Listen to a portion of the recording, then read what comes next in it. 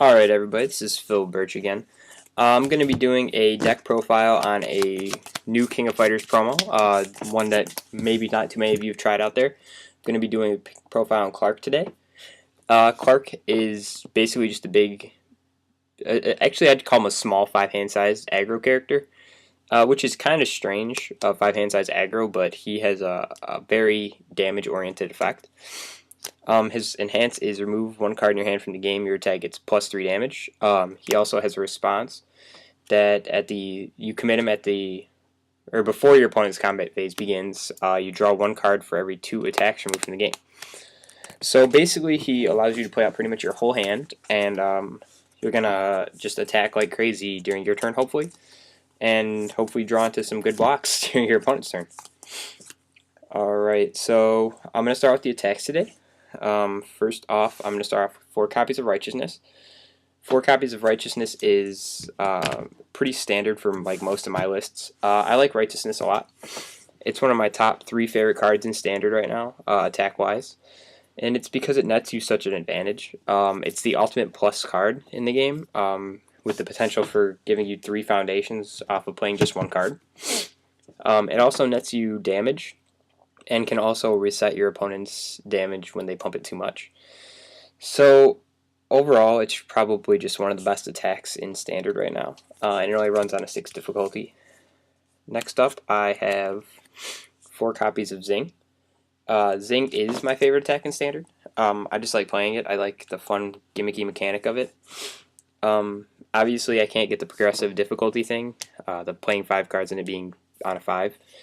Just because of the 5-hand size, so it's pretty impossible to play 6 cards most of the time on a 5-hand size. But it's a throw. Its effect gives itself 3 damage, and Clark has the ability to give it 3 damage. So a 5 difficulty, 3 high for 10 throw is pretty good. It runs a 3 check. It's 3 speed. It's a high attack. It's just very solid. Next, I play 4 copies of Psychic Upper.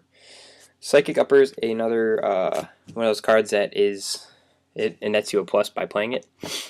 You get to draw a card off of its enhance, 4+.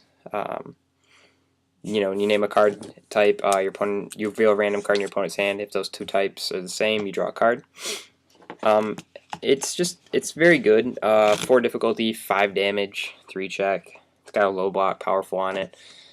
It's a really underrated card. I don't see it played a lot in a lot of lists on the forums. I haven't seen it at any really big events. And I think it's just probably because it's slow. It's only got 2 speed.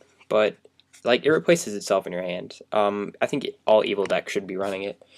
And it's really good in order powerful decks too. Like Darktide Summoning. Next I have 4 copies of ZAAAP. ZAAAP is a very good card. ZAAAP is 5 or 6 speed off the bat. Its enhance makes it 5 damage, so right away you're starting with a 5 difficulty, 6 speed high for 5 attack, and that's if you're not playing characters. It has stun 1. It's got that ranged keyword that you'll all forget about. And if your opponent's playing a stacker, you can get this thing up pretty devastating. Like with Clark, this is a 6 high for 8 with stun 1. It's got 2 mid block too. It's just got very good solid stats. A lot of stacker decks play it, but maybe not so many other decks. And I think it's worth a look at in pretty much any deck. Alright. Next we have 3 copies of SPLAM. SPLAM's just another one of those solid stat cards. It's got 4 speed low for 5. It has it takes itself out of progressive with its static, which is good because it allows Clark to kind of go nuts with his high difficulty attacks. If you've noticed, pretty much all of them are.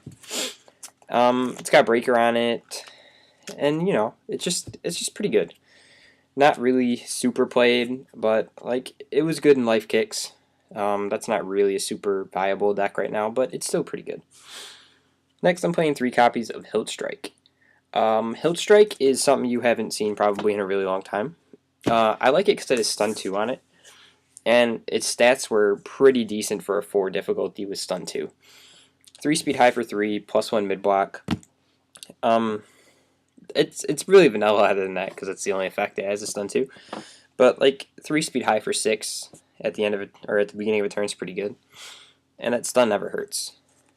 Alright, so those are my attacks. You could obviously feel free to variate it. I picked these attacks because they run synergy with like my foundation line, and I thought that they ran very well with the character. I'm also playing 22 attacks, which is a high number, I know, but like with Clark, you kind of want to mulligan your first hand, especially if it has like 2 attacks in it, because then you're a 6 hand size the rest of the game pretty much. Alright, next I'm going to be moving on to the spam foundations, specifically the 0 difficulties that Good has tons of. First off, I have 4 copies of Man Behind the Mask. This card's absolutely a staple in any of those symbols. It's the best 0 difficulty foundation in the game, hands down. Desperation enhanced for +1 or -1 damage, so multiples of these out, it's just absolutely just great. Like, you can't really do anything about them once they happen. Next, I chose to play 4 copy of Hope for One's People. This could easily be Instability. Just a 4/4 Instability. You can mix them up, tune 2. You do 3/1, whatever. The only reason it's not Instability in this list is because my Instabilities are in other decks. Hope for One's People has a high block. The Desperation effect will never really happen because if I'm losing with Clark, I'm going to lose the game anyway, probably. But still pretty fun. And it's just another 0 difficulty. You can throw them out on your first turn, and ideally when you're running a 1, you want to run a lot of 0 difficulties. Alright, next I have 4 copies of Heroes Training. Heroes Training is just one of the super fun mechanic cards that came with Skullman support. After you check it, as a result of playing an attack, your attack gets +3 damage. And that's really all it's in here for, just the fun factor. It also has response to gain me back some life if I'm getting smashed on, but like I said, if I'm getting smashed, I'm probably not winning anyway. Next, 4 copies of Cursed Blood. Card is the ultimate staple in all staple technology. Nets you bonus every turn on every foundation. You might not feel it as much in this Clark list because of all the attacks, but like it's still needed because of the 5 hand size build factor. You're going to want to build cards, and Cursed Blood's going to allow you to do that.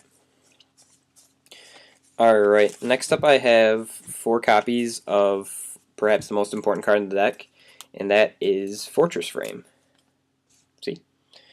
Fortress Frame just has super good synergy with Clark, because Fortress Frame is going to be removing cards from your deck from the game while giving your attacks speed.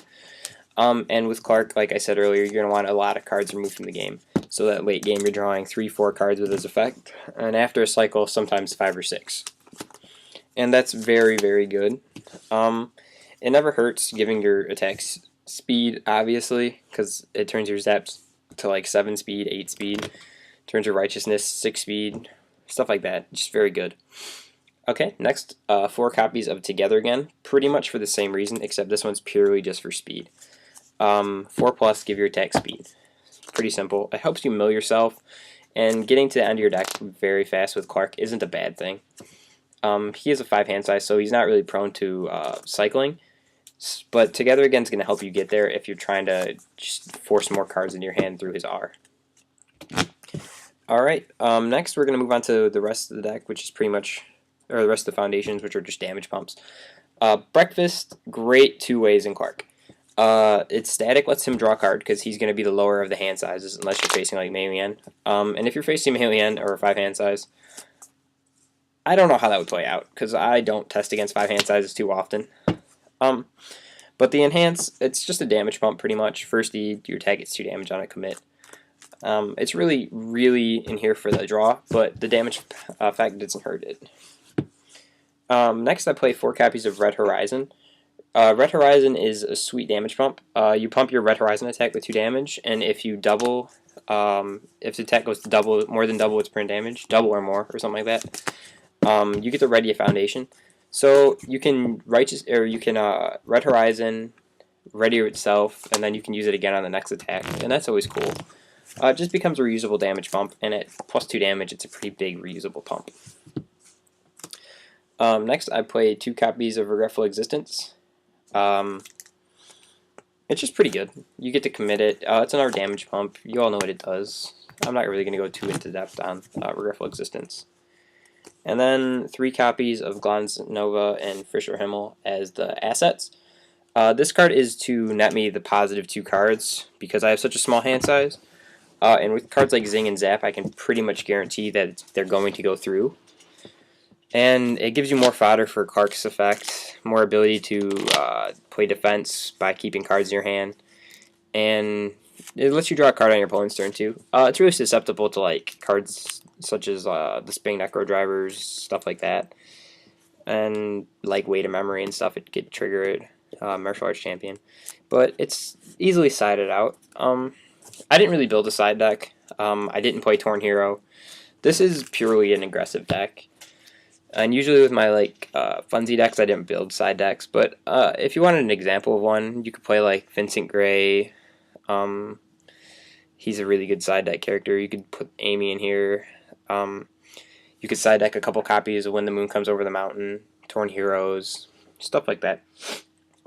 Anyways, I hope you enjoy this deck, and I hope you enjoy the video. You'll have a lot of fun with it. I can't say I won a ton of games with it, but it's fun to play. You'll be doing stuff the entire game. You'll have a lot of interaction during the game, and overall, I think it could be fun for a local tournament for you guys. All right. So thanks again for watching. Hit subscribe up in the top corner, and I will be bringing you more deck lists and content throughout the time I'm playing the game. All right, UFS community. I'm signing out.